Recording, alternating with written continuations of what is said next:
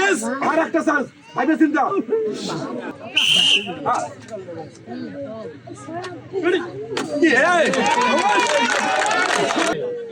হ্যাঁ তোলেন দেখি একটি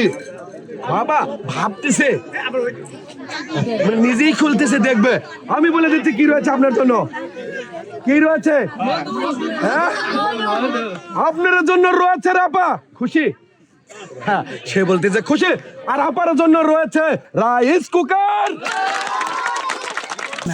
এই যে ধরেন ভালো করে ধরবেন কিন্তু ঠিক আছে